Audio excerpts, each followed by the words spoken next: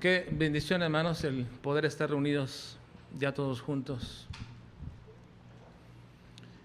Y la verdad es que igual me llena de emoción este momento. Es un momento muy especial y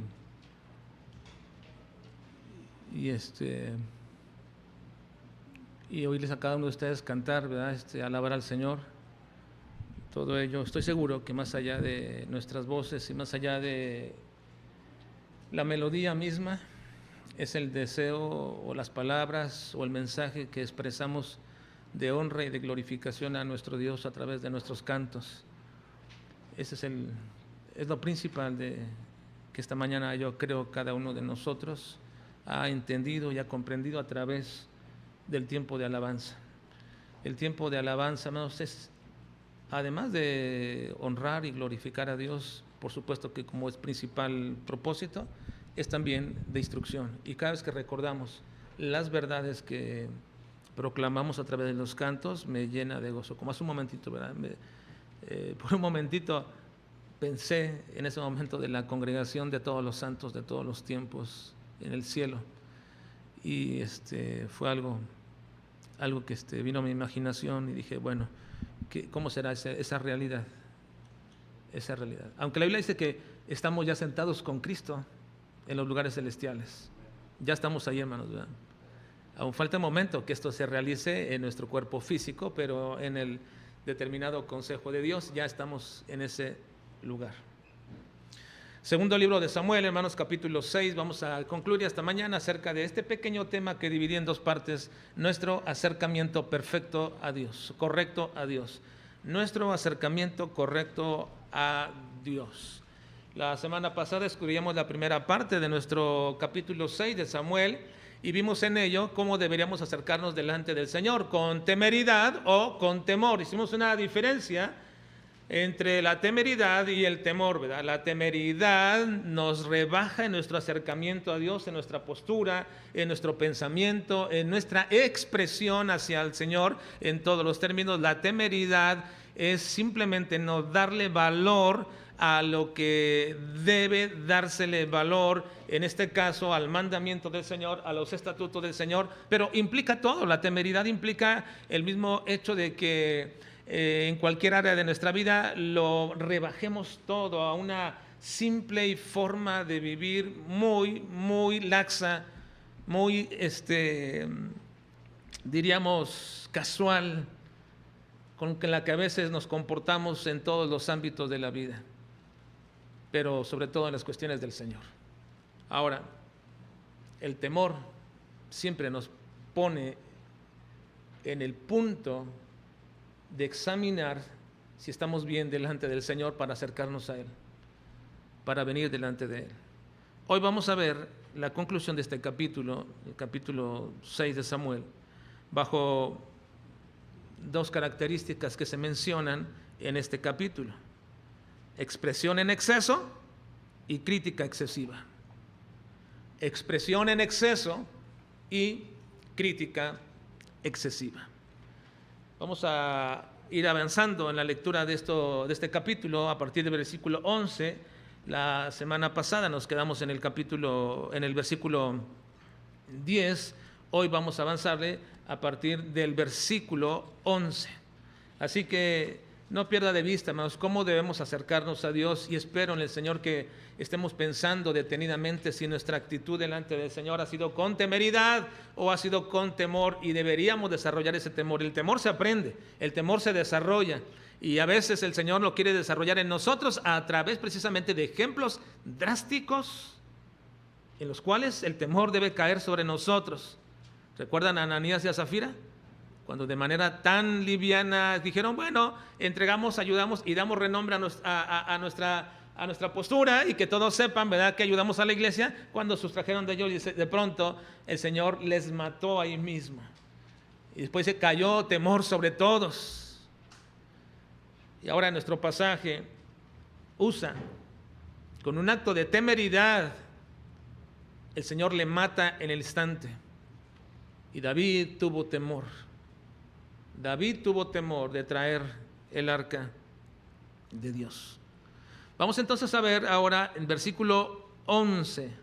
Por favor, hermanos, versículo 11, para introducirnos en el desarrollo de la última parte de nuestro capítulo. Segundo libro de Samuel, capítulo 6. Veremos ahora el versículo 11. Bueno, voy a leer del 10 para poner el antecedente. Versículo 10 dice: de modo que David no quiso traer para sí el arca de Jehová a la ciudad de David, y la hizo llevar David a casa de Obed-edom geteo. Y estuvo el arca de Jehová en casa de Obed-edom geteo 3 meses, y bendijo Jehová a Obed-edom y a toda su casa. Tengo muchos años que cada vez que saludo a Obed, ¿dónde estás, Obed? ¿Estás aquí, verdad? Ahí está atrás.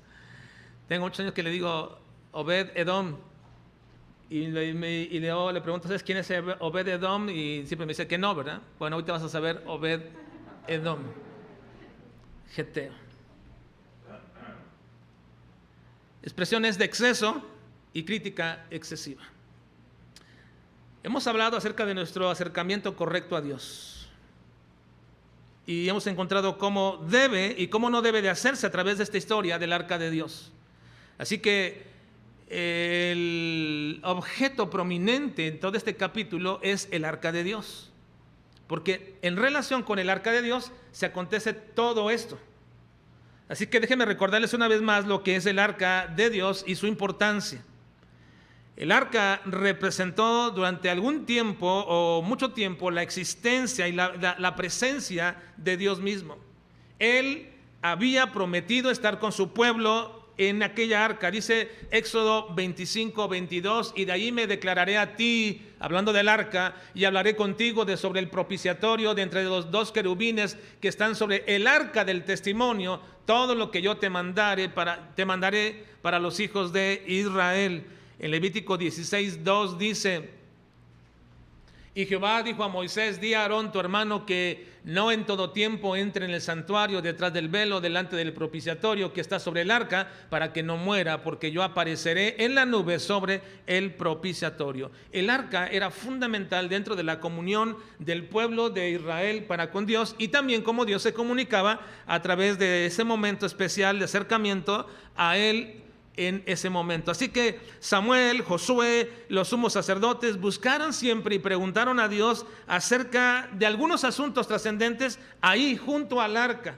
El arca era sumamente especial. La presencia de Jehová representada por el arca resultó que para que el pueblo de Israel siempre disfrutara no solamente de ese momento especial, sino también de muchas otras bendiciones, como por ejemplo la guía y la dirección acertada cuando el pueblo se levantaba del campamento. ¿Y a dónde irían? Bueno, el arca de Jehová iba delante de ellos guiándole, y donde el arca se paraba, donde Dios mandaba que el arca se detuviera ahí se detenía durante 40 años el pueblo, dando vueltas de un lado para otro, en lugares seguros, en lugares donde Dios quería sustentar a su pueblo. Ellos disfrutaron de la presencia de Dios mediante el arca del Señor que los iba guiando y también resguardando. También cuando ya por fin entraron a la tierra prometida, el arca del Señor iba adelante dándole vueltas a la ciudad de Jericó y los llevó a una victoria tan especial.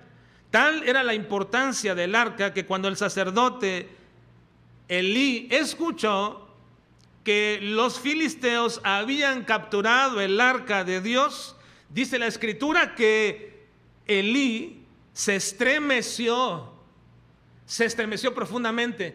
Yo no sé, hermanos, si ustedes han sentido ese estremecimiento cuando de pronto saben de cosas de manera repentina, que sube un estremecimiento por todo su cuerpo y les inunda. Bueno, Elí se estremeció tremendamente, que perdió toda la fuerza y cayó hacia atrás y se desnucó como parte del juicio de Dios. Ahora, los filisteos sufrieron un juicio de parte de Dios al meter el arca en el templo de su dios Dagón. El arca, hermanos, no era un amuleto mágico. Su sola presencia no garantizaba en sí mismo el éxito. Más bien, las bendiciones de Dios, de Jehová, siempre dependían de la condición espiritual y de la obediencia fiel del pueblo a lo que Dios había mandado. Y por supuesto que el arca era una parte de manifestar que estaban siendo obedientes. Por ello, cuando David decidió llevar el arca a Jerusalén después de haber estado en la casa de Abinadab, y recuerden que no sabemos el origen de este Abinadab, no sabemos de qué tribu era realmente, pero cuando dejaron allí los filisteos en la casa de Abinadab y estuvo ahí 70 años y David por fin decide llevársela a Jerusalén o a la ciudad de David. La ciudad de David, hermanos, era parte de la ciudad de Jerusalén. Era una especie de fortaleza, una fortaleza donde David vivía y le llamaban la ciudad de David, pero dentro de la misma Jerusalén. Así que cuando David quiere llevarse el arca para aquella ciudad o aquel lugar para tenerla allí, Dios castigó a Usa por su temeridad.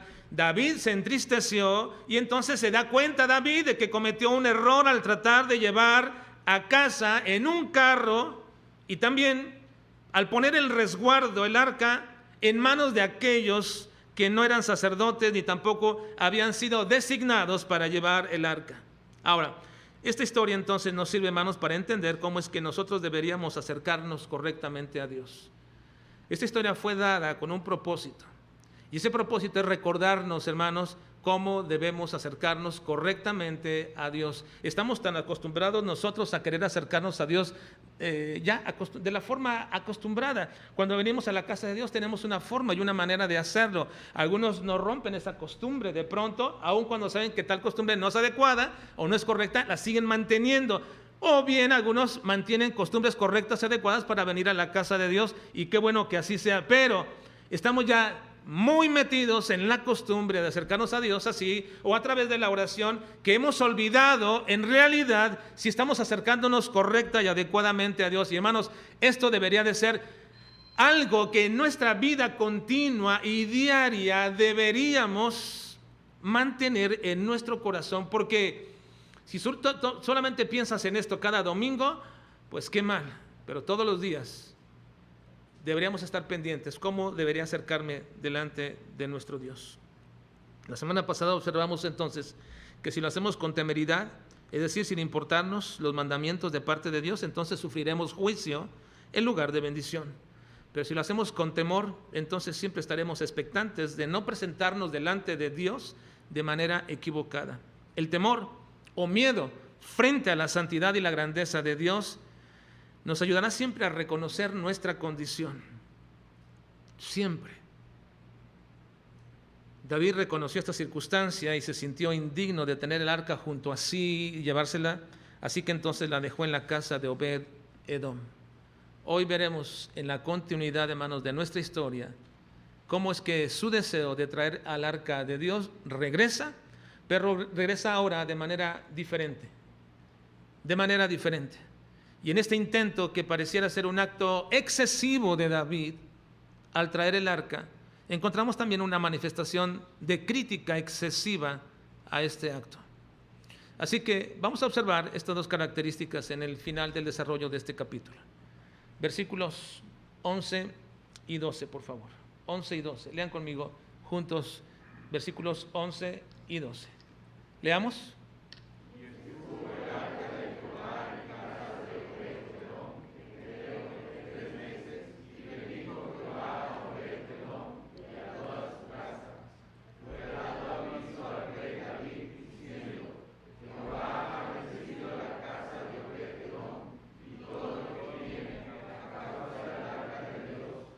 Entonces David fue y llevó con alegría el arca de Dios de casa de Obed-Edom a la ciudad de David. Bueno, David, hermanos, corrige el error con el cual quiso la primera ocasión llevar el arca, corrige el error y ahora su cercanía está en función de la obediencia.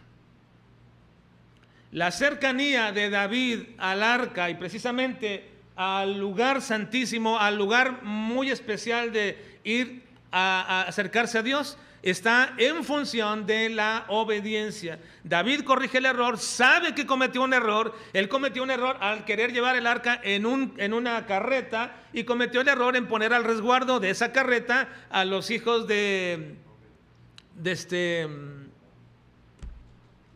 me fue el nombre, Abinadab. Se cometió un error al poner a sus hijos. al resguardo de todo ello. Así que entonces la deja en la casa de Obed-Edom.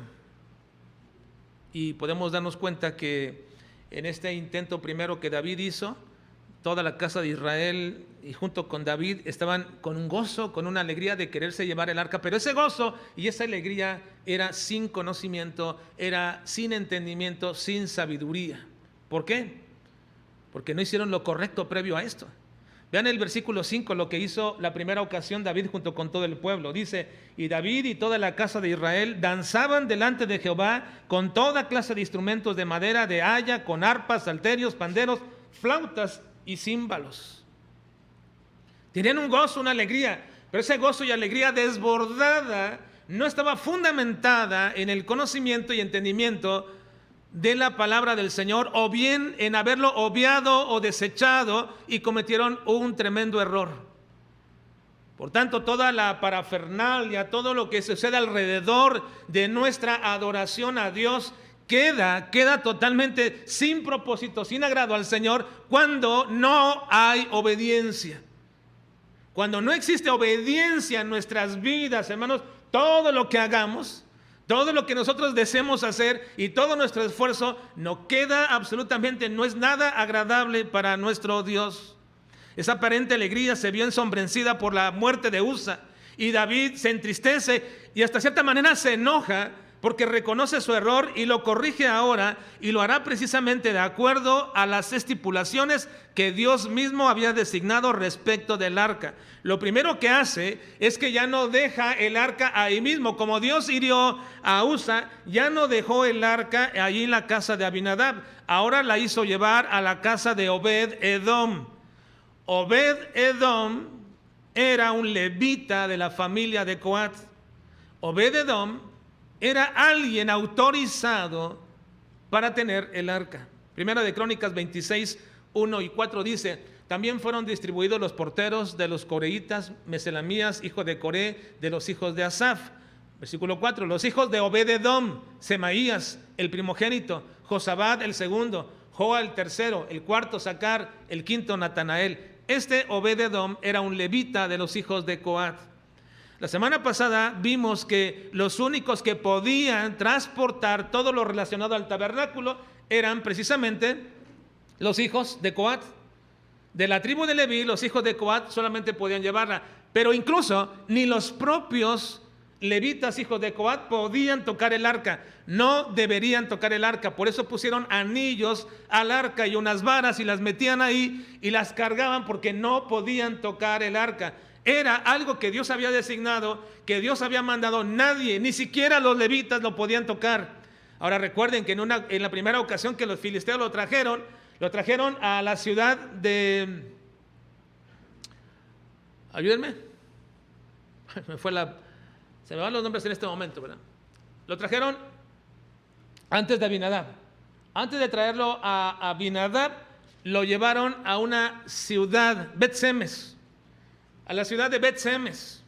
Y allí en Bet-Semes, estos hombres, al tener el arca de Dios, se regocijaron tremendamente. Se regocijaron por lo que estaba el arca de ahí, pero ese regocijo, una vez más, esa alegría de tener el arca de Dios, estaba fuera de fundamento, estaba fuera de base. No obedecieron a Dios, y lo que hicieron es que abrieron el arca y toda la gente comenzó a pasar por ahí para ver lo que estaba dentro del arca. Ahí estaban las tablas de Moisés. Imagínense, ver las tablas de Moisés, ver lo que Dios había dado a Moisés en ese sentido. Estaba un vaso de oro con maná que Dios había sustentado al pueblo durante 40 años. Habían pasado cientos de años, nadie sabía de eso o nadie lo conocía, y estaban viendo ahí las tablas de Moisés, estaban viendo el maná que se había recogido y guardado ahí, y también estaba la vara de Aarón que había reverdecido, una vara seca que Dios había hecho una señal al reverdecerla y mantener verde, y siempre se mantuvo verde. Ahí estaba esa vara, y todos comenzaron a verla y a observarla, e hicieron un gran espectáculo en ese momento, de tal manera que Dios mató a miles de aquel lugar. Mató a muchísimos, 30,000. La alegría y el gozo, hermanos, desbordado puede borrar de nosotros la base sobre cuál hacemos las cosas. Y David, hermanos, estaba en su primera ocasión lleno, pletórico, gozoso por lo que estaba haciendo, pero ahora entiende y comprende que cometió un error y deja el arca en la casa de Obed-Edom. Esta era de la familia de los coatitas y ellos solamente podían llevarla. Números 4:15 dice: y cuando acaben Aarón y sus hijos de descubrir el santuario y todos los utensilios del santuario, cuando hayan de mudarse al campamento, vendrán después de ellos los hijos de Coat para llevarlos, pero no tocarán cosa santa, no sea que mueran. Estas serán las cargas de los hijos de Coat en el tabernáculo de reunión. David entendió y comprendió su error, así que ahora lo corrige. Y lo corrige en base a la obediencia a la palabra de Dios, cómo quiere Dios que se hagan las cosas, cómo desea Dios que se haga cada uno de ellos, se estipula. Así que cuando David entendió y comprendió la palabra de Dios, entonces el arca llegó a ser una bendición y no una maldición. Hasta ahora había sido una maldición el arca para los filisteos, para los de Bet-Semes, y llegó a ser una maldición para los mismos de la casa de Abinadab. Pero ahora dice la Escritura que David escuchó que Dios había bendecido la casa de Obed-Edom. Todo lo que tenía fue bendecido por causa del arca de Dios. ¿Por qué? Se estaba cumpliendo lo que Dios quería. La obediencia, hermanos, es fundamento correcto para acercarnos a Dios. Debemos siempre reconocer, hermanos, que la bendición está en la obediencia. No existe otra forma más agradable y correcta para acercarnos a Dios, sino a través de la obediencia. ¿Recuerden cuál fue la causa por la cual Dios desechó a Saúl? Porque no obedeció a Dios y le mandó a decir con Samuel que la mejor manera en que Dios se agrada no es de los sacrificios ni de tu esfuerzo. La mejor manera es la obediencia. En 1 Samuel 15:22 dice: y Samuel dijo: se complace Jehová tanto en los holocaustos y víctimas como en que se obedezca a las palabras de Jehová. Ciertamente el obedecer es mejor que los sacrificios y el prestar atención que la grosura de los carneros. Esto era fundamental, esto era crítico, hermanos. Era vinculante para lo que iba a seguir en la vida de David y en su ministerio, en su trabajo como rey. Ser un rey obediente, y Dios le estaba dando aquí una lección muy importante y nos la da ahora también a nosotros. Y debemos recordar, hermanos, que ningún esfuerzo, ningún sacrificio es mayor que la obediencia a nuestro Dios. La obediencia a Dios es más difícil que todos los sacrificios que podamos hacer. Quizás tú pienses que estás haciendo algún sacrificio con venir temprano a la casa de Dios. Quizás tú pienses que estás haciendo un sacrificio en dar tu ofrenda al Señor, o pienses que estás haciendo un sacrificio llevando a cabo un ministerio, lo que tú quieras, pero si no hay obediencia como la base, fundamento de ello, Dios no se agrada de ningún esfuerzo que nosotros hagamos. Antiguamente los israelitas estaban tan confundidos como creo que también nosotros lo estamos ahora. Pensamos que nosotros podemos suplantar o que podemos sobreponer nuestros esfuerzos, nuestros sacrificios por encima de la obediencia. No, no es así. Muchos de nuestros jóvenes piensan que quizás si se esfuerzan en hacer algún ministerio en la iglesia, si ayudan en algo, si gastan de su tiempo, si dan de su dinero, si van a un campamento o asisten a algunas reuniones, eso será suficiente para que Dios les bendiga. No. Piensan ellos, a pesar de que están desobedeciendo a Dios, Dios les va a bendecir en absoluto. Muchos de nuestros jóvenes están desobedeciendo a Dios, buscando unirse en yugo desigual. No creas que Dios bendecirá tal unión. No lo creas, ni lo pienses. Ni trates de ver el ejemplo de tal o cual hermano por lo que ellos pasaron. No va a ser así. Y lo tengo que decir una y otra vez, hermanos, porque tengo 20 años repitiéndolo aquí. Desde el primer día que llegué, las primeras ocasiones que llegué, lo repito una y otra vez esto, porque no quiero que nuestros jóvenes cometan ese error. Y sin embargo, he visto generación tras generación de muchos de nuestros jóvenes hacerlo una y otra vez y otra vez. Y no lo digo esta vez y otra vez, por última vez, no lo digo, no, te lo digo otra vez porque es importante, joven, que lo entiendas. Ninguna cosa que tú hagas supera o se superpone a la obediencia a Dios. No, no te va a bendecir el Señor, no te va a bendecir con ello. Por cierto, también tengo que decir que unirse en yugo desigual no solamente implica buscar una persona fuera de la iglesia o del ámbito cristiano, no. Aún hay personas que asisten a nuestra iglesia, o hay personas que asisten a alguna iglesia que se unen en yugo desigual con otras personas que asisten a otras iglesias cristianas. Me ha tocado 2 veces tenerle que decir a 2 pastores jóvenes que tuvieran mucho cuidado con la persona que estaban eligiendo para casarse. Porque si ellos mismos no tenían, o aquellas mujeres no tenían la misma visión ministerial, la misma carga y el mismo llamado, y la misma percepción de Dios, entonces iban a sufrir las consecuencias del yugo desigual. Y sí, se ha sufrido. Y lo han sufrido estos jóvenes pastores. La obediencia, hermanos, no es innata. La obediencia no es algo natural con la cual nace un niño. No. Un niño nace en realidad con rebeldía. Un niño nace con la desobediencia, es parte de su naturaleza. Y es nuestro deber enseñarles y entrenarles en la obediencia.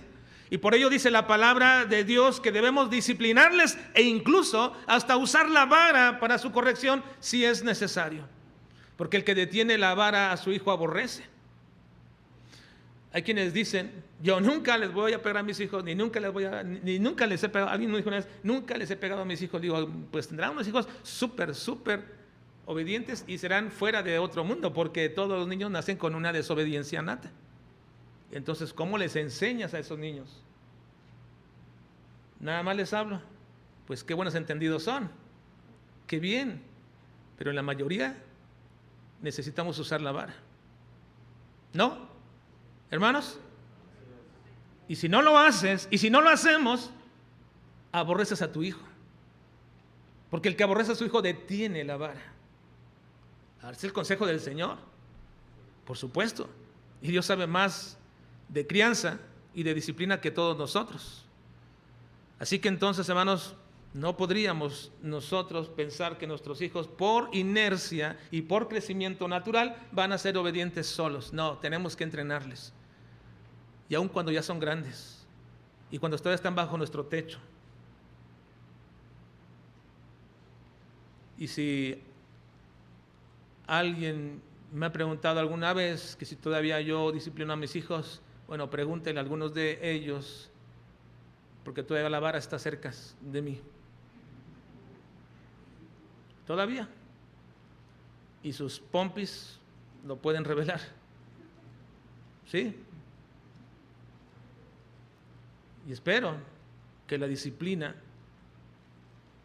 tenga resultado, porque no es natural que ellos sean obedientes. Algunos piensan que porque ser hijo de pastor ya serán intachables y cosas como esas. No es así. No es así. Es más, les diré una cosa, que quizás tenga yo todavía más problema en disciplinar y educar a mis hijos que algunos de ustedes. Todavía más. Porque no es así. Y yo he interpuesto delante de Dios y he dicho que si mientras alguno de mis hijos, estando bajo mi techo, llegara a ser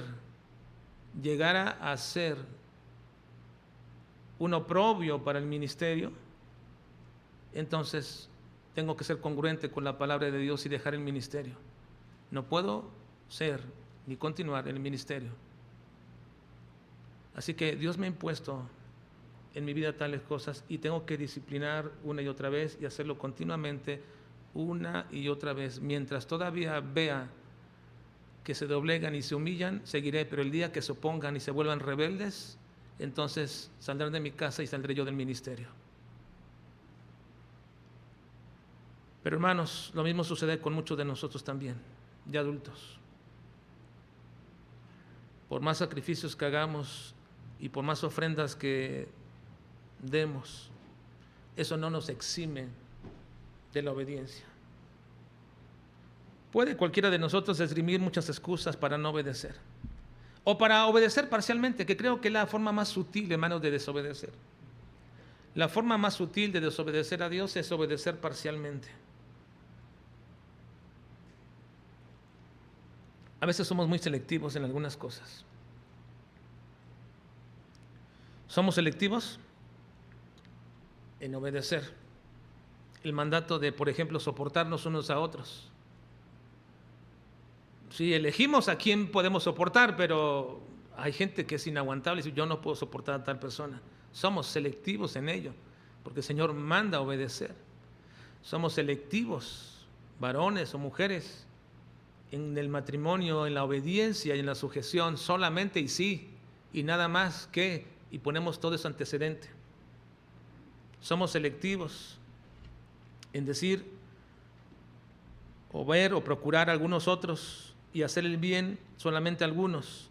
Somos selectivos incluso en el congregarnos. Elegimos qué cultos venir, a qué cultos no, a qué reuniones ir y a cuáles no. Cierta ocasión una hermana me dijo que ella no estaba obligada, así me lo dijo de todo su corazón y sinceramente me lo dijo, yo no estoy obligada a asistir a las reuniones que no sean los cultos oficiales, pensando que todas las demás reuniones serán reuniones prescindibles. ¿Y por qué razón lo serían, hermanos? ¿Por qué razón sería prescindible una reunión? Si esta no es una reunión social, si lo que hacemos no es una reunión donde perdamos el tiempo, ¿por qué cualquier otra reunión que no sea un culto de domingo puede ser prescindible? Si el propósito esencial de cada reunión que tenemos es aprender, estudiar la palabra de Dios y glorificar al Señor, ¿por qué podría ser prescindible ese momento? No desestimes tener comunión con tus hermanos. Hace algunos meses, hermanos, atrás oíamos decir mucho, esto lo oíamos y en redes y en todas partes oíamos decir mucho, la gente no quiere ir a la iglesia, pero qué bien que se van, porque dicen que se van a contagiar, pero qué bien que van al supermercado, que van a las segundas y cosas como estas. Ustedes lo vieron por todas partes y todo el mundo se publicaba, no quieren ir al templo, pero bien que van allá y van acá y van al cumpleaños de aquí y allá y cosas como estas, reuniones familiares y cosas como esas. Eso se decía hace algunos meses atrás. Hoy decimos que muchos creyentes no quieren tener compañerismo con los hermanos dentro de la iglesia porque les asusta saludarse o venir a un tiempo de convivencia a la iglesia, pero sí lo pueden hacer con sus amigos, sí lo pueden hacer y asistir a eventos sociales con otras personas. Nos cuesta, hermanos, mucho ser obedientes y preferimos ser obedientes parciales. Sobre todo, nos cuesta tanto ser obedientes en aquello que nos ayuda a conocer más a Dios. Si una reunión nuestra no tiene el propósito de explicar, de ayudarnos, de conocer más al Señor, entonces por supuesto, no vengas a estas reuniones. Si solamente vamos a venir a compartir anécdotas y un café y alguna cosa, no vengas a tal reunión. Pero si el propósito de cada reunión de jóvenes, de damas, de varones o de cualquiera que ésta sea en la iglesia tiene el propósito y así ha sido establecido y así es como lo hacemos continuamente, pero si no lo tiene, no vengas, pero si lo tiene, entonces, ¿por qué puede ser prescindible? ¿Por qué? Dice Oseas 6:6, porque misericordia quiero y no sacrificio, y conocimiento de Dios más que holocaustos. Misericordia quiero y no sacrificio, y conocimiento de Dios más que holocaustos.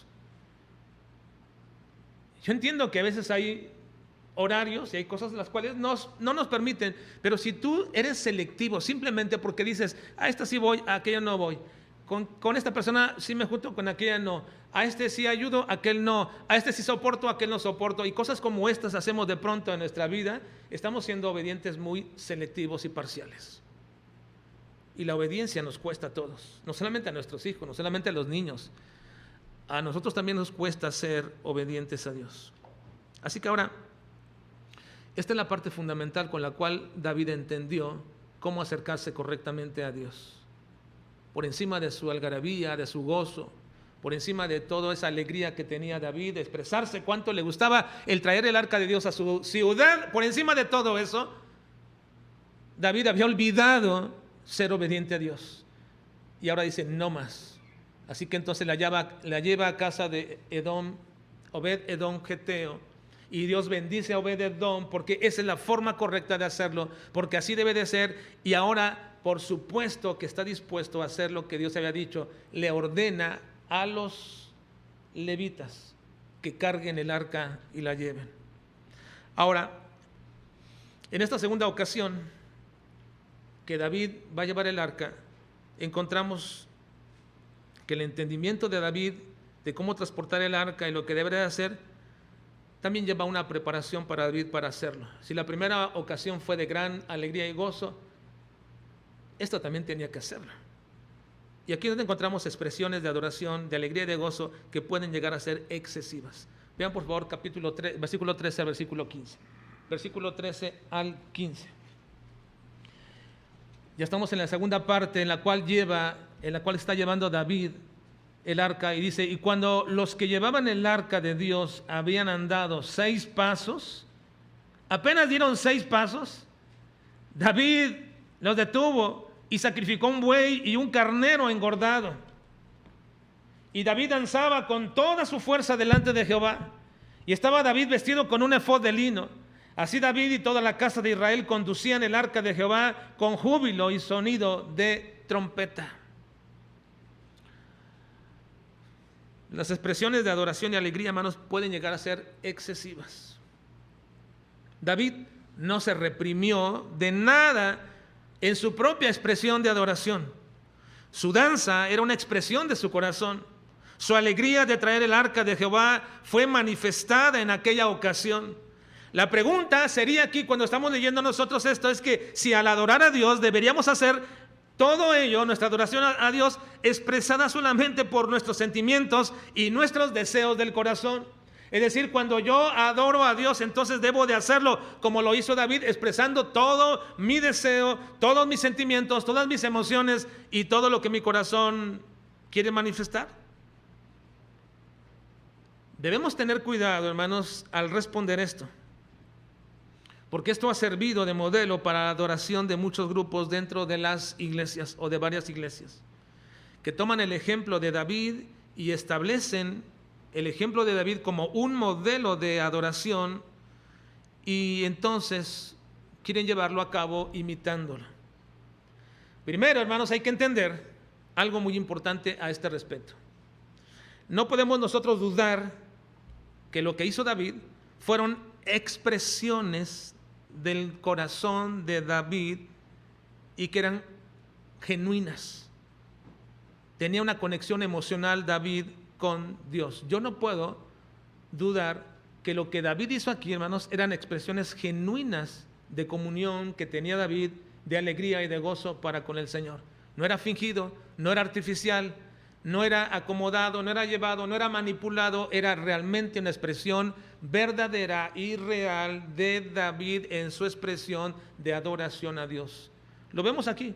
Ahora, algo muy diferente a lo que sucede, hermanos, hoy día en muchas iglesias es precisamente que estas expresiones son manipuladas, que la mayoría de estas son preparadas, que la mayoría de estas son llevadas a cabo como algo artificial y no es realmente una expresión sincera y genuina del corazón. Así que entonces hay que entender en primer lugar esto, que lo que David hizo fue una expresión real, emocional, genuina que tenía David para con Dios.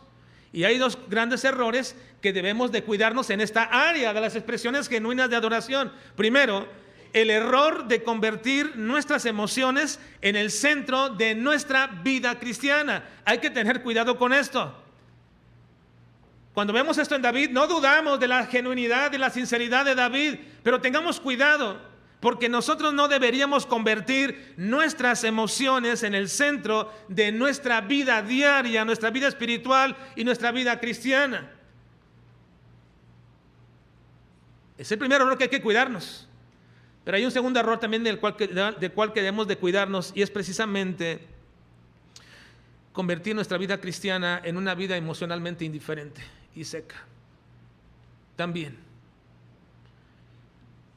muchos grupos, hermanos, donde es excesivo la forma en cómo ellos alaban y cómo se conducen dentro del culto, a veces, y por años, no sé si por siglos, pero por años nos han denominado a los bautistas como bautristes, ¿verdad?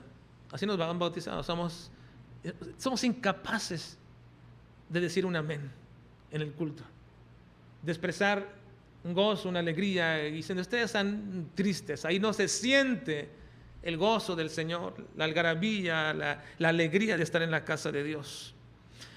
Ciertamente es un error, hermanos, centrar nuestra vida espiritual en las emociones, pero también es otro error convertir nuestra vida espiritual o nuestra vida cristiana como una vida emocionalmente indiferente.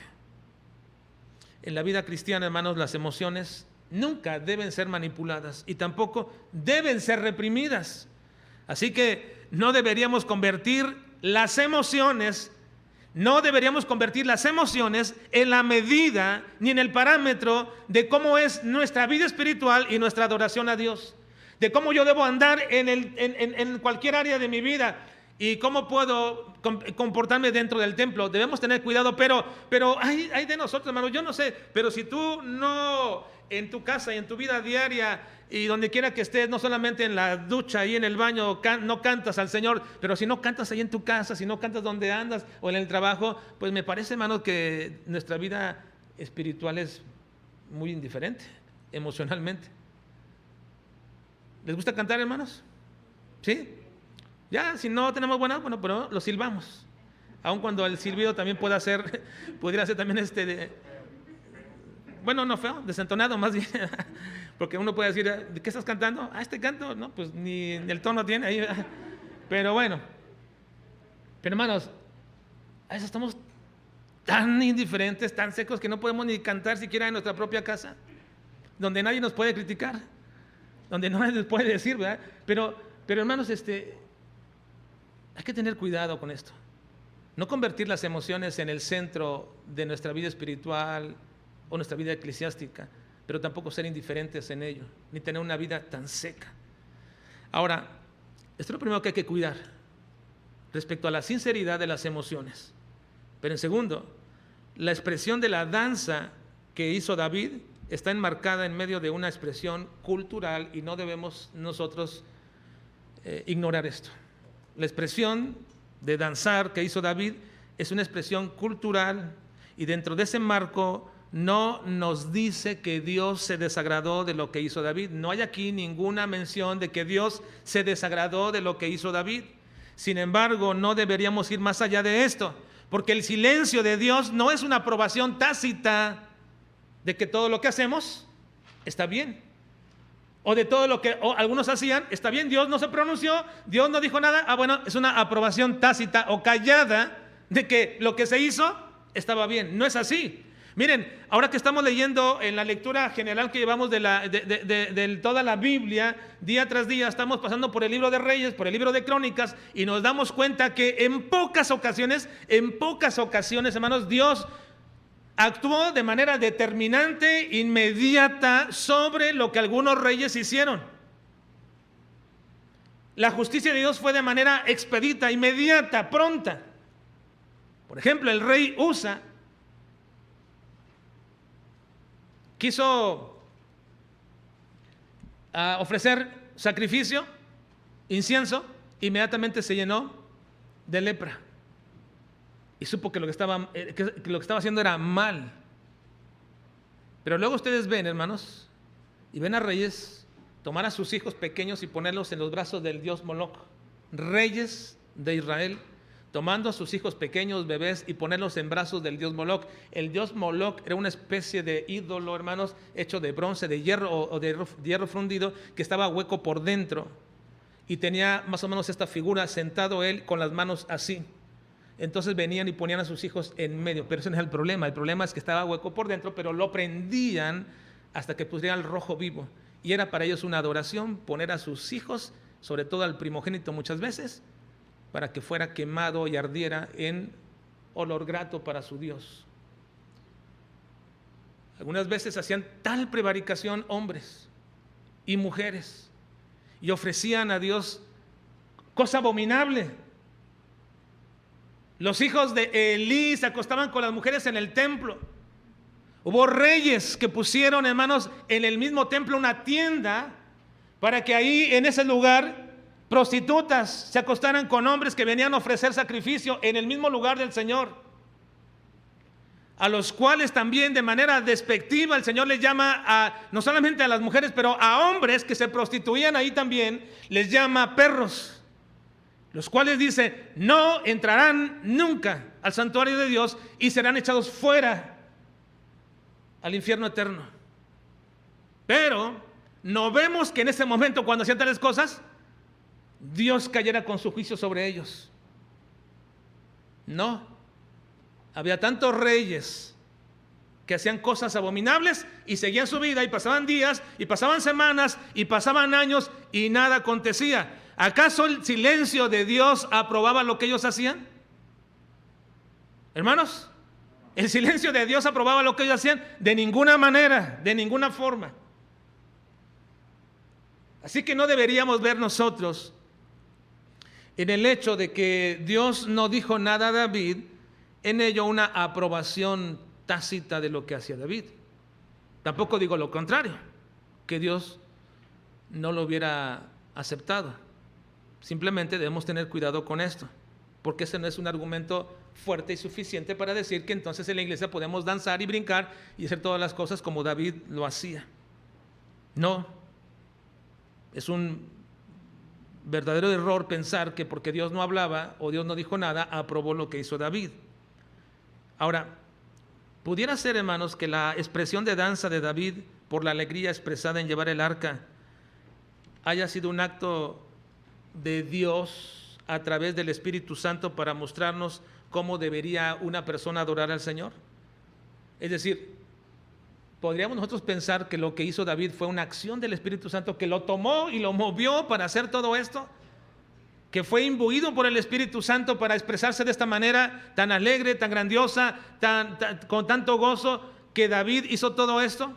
Bueno, muchos lo ven así. De tal manera que cuando alguien en alguna parte está brincando, haciendo algo, está haciendo cualquier otra cosa, dicen, es el Espíritu de Dios que lo está haciendo todo esto. Y a veces vemos cosas horrendas que hacen. ¿Cómo podría el Espíritu de Dios hacer eso? Se ha comprobado, hermanos, ampliamente que la danza en el mundo antiguo era una expresión cultural, principalmente en aquellas regiones. Fuentes de literatura mesopotámica y egipcias frecuentemente describen los bailes actuados para la diversión de los demás. La danza, que estaba relacionada con festivales, se parecía a un baile folclórico de los días presentes.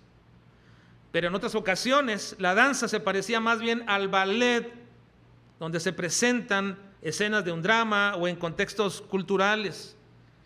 La forma en que está escrito aquí y descrito en el marco cultural de los judíos en ese momento implica no a David haciendo estos tipos de bailes, sino simplemente ciertos movimientos contoneándose su cuerpo en acción y manifestación de alegría. Ahora, independientemente de cómo haya sido su danza, no debe ser o no era en aquel tiempo común que los reyes danzaran. No lo era. La danza que hizo David fue tenida como impropia. De hecho, en aquellas épocas no se permitía, ni se sabía, ni se conocía que alguien con tanta dignidad pudiera hacerlo. Podía hacerlo un sacerdote, podía hacerlo la gente, podía hacerlo cualquier otro líder, pero no un líder, un monarca. Era tenido como un oprobio, algo impropio, e incluso la propia esposa de David lo criticó por este exceso. Vean el versículo 20. Vean el versículo 20, hermanos. Dice, léanlo por favor, hermanos.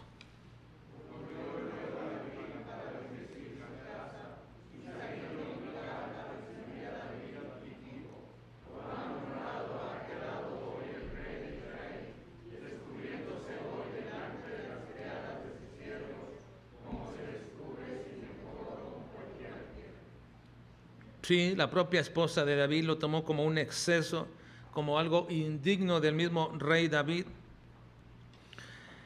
Pero ante este momento, hermanos, vemos entonces ahora la crítica de Mical. Y antes de ver esta parte de la crítica de Mical, déjenme decirles que debido a esta manifestación de David y al entorno en que fue hecha precisamente por traer el arca, no podemos dudar que era un corazón sincero David lo que hizo. Pero decir que David danzó por el Espíritu de Dios y que el Espíritu de Dios lo tomó e hizo una manifestación en él, es una interpretación errada y fuera de todo del estudio completo de las Escrituras, y que en cierto sentido, por las razones de orden del culto que hoy día Dios nos ordena a las iglesias de Dios, deberíamos verlo como una interpretación totalmente equivocada y excesiva. Las iglesias cristianas hoy día deberían de ver esto como una expresión excesiva y equivocada que deberíamos evitar. Dice 1 Corintios 14, 23. Si pues toda la iglesia se reúne en un solo lugar y todos hablan en lenguas y entran indoctos e incrédulos, no dirán que estáis locos. Está hablando de las lenguas, pero imagínense del salterío, brincos por aquí, por allá. Dice el versículo 33, pues Dios no es Dios de confusión, sino de paz, como en todas las iglesias de los santos. Versículo 40, pero hágase todo decentemente y con orden. Así que esta expresión de David fue sincera, fue de su comunión con Dios, pero hay que evaluarla a la luz realmente de lo que el Señor nos revela en el tiempo nuevo para las iglesias. Ahora culminemos esta mañana nuestro texto. ¿Fue la crítica de Mical hacia la expresión de adoración de David correcta?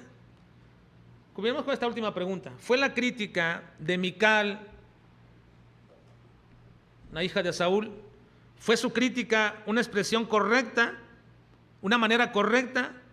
Esta crítica que hizo Mical para David fue de manera correcta, adecuada, o podríamos decir, ¿tuvo razón en hacerlo? Bueno, con amargo sarcasmo, Mical critica a David por haber arruinado todo este día para el mismo David, y según ella fue impropio todo lo que él hizo. La crítica de Mical pudo haber menguado el ánimo y el corazón y el día que tenía David de tanto gozo y alegría. Piensen en esto, David está gozoso, está deseoso, quiere traer a la casa de Dios el arca, ha obedecido correctamente, ha adecuado todo bien, ha obedecido y ahora expresa su gozo, quizás de manera excesiva o como haya sido, pero lo expresa de tal manera que cuando por fin lo lleva y viene un momento de relax, llega a su casa y en lugar de sentirse con dicha y gozo, tiene la crítica de su esposa. Le pudo haber arruinado todo ese día. David quizás no esperaba esta crítica y ese ataque después de un notable día de victoria. Y muchas veces, hermanos, después de algunos eventos en nuestra vida, no esperamos la crítica. Nos pasa seguido. ¿verdad? Quizás a muchos de ustedes como esposos, después de un gozo y alegría del trabajo, lograron hacer alguna cosa, llegan a casa y lo que espera quizás crítica, enojo, frustración o viceversa. O los hijos. Sucede mucho esto, hermanos. Pero también en la vida ministerial, en el seno de la iglesia, en el área eclesiástica acontece. Después de una actividad o de un día de culto, no falta que después de eso y del esfuerzo y el gozo por los resultados obtenidos o el momento especial vivido, alguien se te acerque y te diga qué mal estuvo hacer aquello o se fijó en algún detalle y ahora te lo va a hacer saber. Hay quienes tienen esa habilidad para observar solamente las fallas, los errores y están esperando ansiosos sabértelos, decírtelos en ese momento. Y muchas de las veces tienen razón. Por supuesto que tienen razón sobre los errores y las fallas. Al parecer la crítica de Mical no era por la danza de David, sino lo que ella consideró que fue impropio de David haberse despojado de sus túnicas reales y entonces danzó como cualquier otro hombre, celebrando en esta procesión el que llevara el arca. David actuó, le dice, como si fuera un cualquiera. Esa expresión es muy fuerte, hermanos, muy fuerte. No es algo que en nuestro lenguaje lo podemos entender totalmente, o quizás sí, pero así lo expresa de esta manera Mical hacia David, un desprecio por David terrible. David no permitió que la sarcástica crítica de Mical le arruinara su día. No lo permitió. Simplemente le explicó la verdad implícita en todo esto que él hizo. ¿Qué le dijo?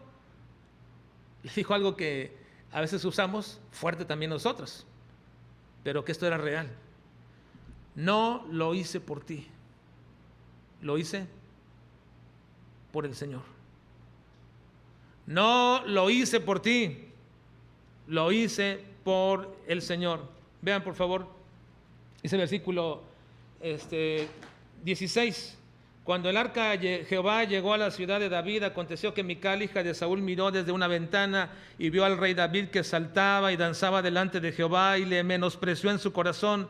Metieron pues el arca de Jehová y la pusieron en su lugar en medio de una tienda que David le había levantado, y sacrificó David holocausto y ofrenda de paz delante de Jehová. Y cuando David había acabado de ofrecer holocaustos y ofrendas de paz, bendijo al pueblo en el nombre de Jehová de los ejércitos, y repartió a todo el pueblo y a toda la multitud de Israel, así a hombres como a mujeres, a cada uno un pan y un pedazo de carne y una torta de pasas, y se fue todo el pueblo cada uno a su casa. Volvió luego David para bendecir su casa, y saliendo Mical a recibir a David, dijo: cuán honrado ha quedado hoy el rey de Israel. Es un sarcasmo.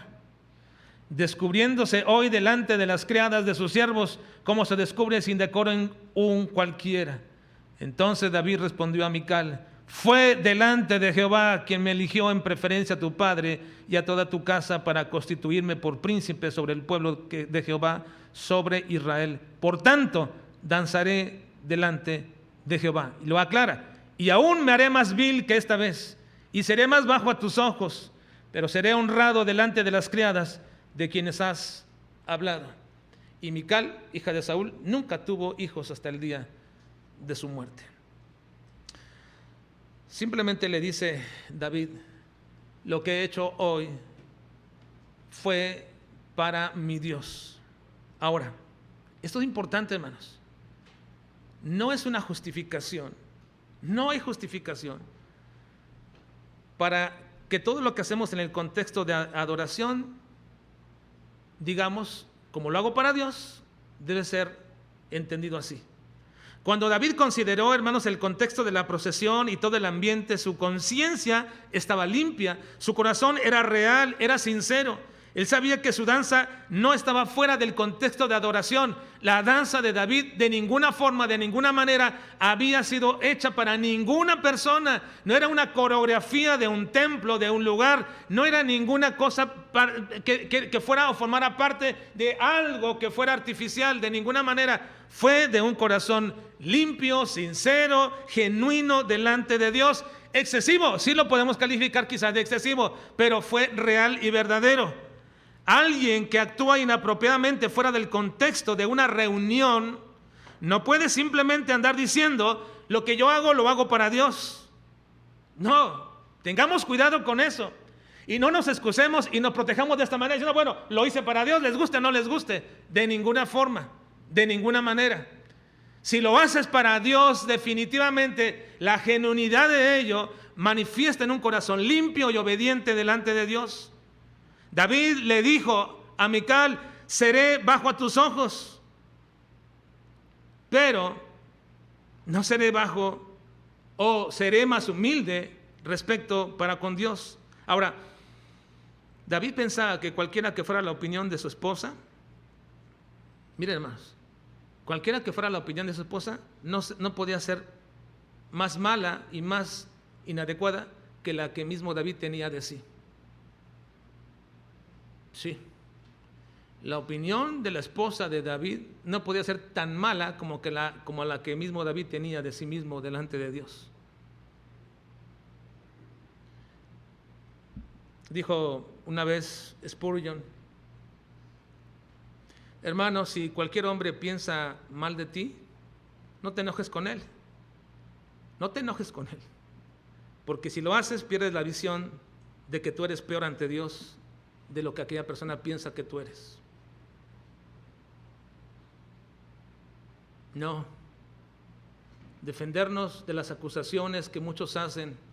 Y ¿cuántas acusaciones te pueden hacer? ¿Y cuántas te pueden decir? ¿Y cuántas puedes saber y no saber? Defendernos de ellas y enojarnos con las personas que lo hacen podría hacernos perder, hermanos, la visión de quiénes somos, y a veces querer ponernos en más alta estima y mejor que los demás, cuando deberíamos de ser humillados siempre delante de nuestro Dios. Hermanos, el pensamiento crítico sobre los asuntos y desarrollos dentro de la iglesia y la vida cristiana, el pensamiento crítico en todos estos asuntos es diferente al espíritu crítico. Entendamos esta parte de nuestras vidas, hermanos. El pensamiento crítico no quiere decir que tú no veas lo que está mal, no quiere decir que tú no observes o que tú no todo lo califiques como bueno. No, ten un pensamiento crítico, por supuesto, sobre los asuntos y desarrollos de la iglesia, pero eso es diferente al espíritu crítico. Es decir, a aquellos que solamente se fijan en los detalles, en los errores. Algunos tienen aparentemente un don respecto a esto, pareciera, aunque no lo es, por supuesto, porque no debe de ser así. Ten el pensamiento crítico, ese pensamiento crítico que Dios te ha dado mediante su palabra para observar que hay cosas que no están bien. Entonces ve y habla con las personas que están encargadas de ello y díselo, pero no tengamos espíritu crítico, porque eso echa a perder la unidad de la iglesia. Personas con espíritu crítico rompen la alegría y el gozo. No hay actividad, no hay reunión, no hay persona que se escape de su crítica, ni aun su propia familia. Un espíritu de crítico mata el gozo. Un espíritu crítico quita la alegría y nos vuelve rehenes de dichas personas. Porque entonces comenzamos a querer hacer las cosas para llenarles el ojo, para que ya no nos critiquen, para cumplir sus estándares. Hermanos, Dios nos libre de los excesos que cometemos, pero también nos libre de ser criticones. Acerquémonos a Dios bajo un espíritu humilde, pero sobre todo obediente. Obediente.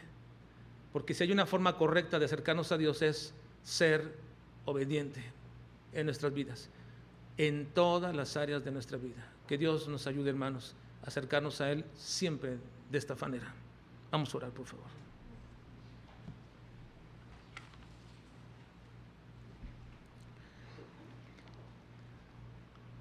Señor, te agradecemos en este día, el día tan especial que hemos tenido. Por primera vez, Señor, estar aquí reunidos en tu casa, tu iglesia, después de mucho tiempo. Gracias, Padre. Hay bendición, hay gozo en nuestras vidas por ello. Nos sentimos satisfechos y confortados, Señor, de poder vernos una vez más reunidos como congregación.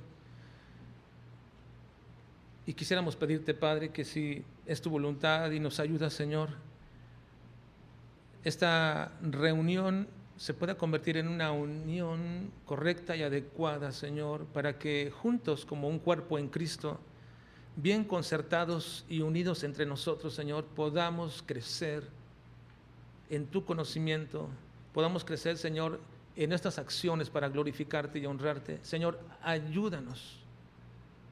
Necesitamos de tu ayuda.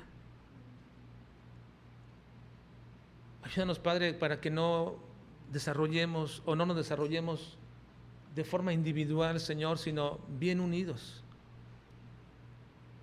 Que no pensemos, Señor, que nuestro ministerio y nuestro trabajo lo haremos solos aunque otros no quieran o aunque a otros no les guste, y pensemos, Señor, que estamos haciendo lo correcto. No, Padre, ayúdanos a ser unidos y concertados. Pero sobre todo, Señor, permítenos siempre ser obedientes. Y en base a esa obediencia, Señor, ayúdanos para que esta iglesia pueda crecer, pueda multiplicarse, pueda expandirse, pueda cumplir los propósitos para los cuales, Señor, la has establecido en este lugar. Alabamos, Señor, tu nombre, te honramos, Dios, y te pedimos de tu gracia y de tu ayuda para proseguir, Señor, en el nombre de Jesucristo. Amén. Vamos a despedirnos en un momentito más, hermanos, ya. Ha sido un momento especial, un día importante, nuestro primer culto, pero no quiero irme a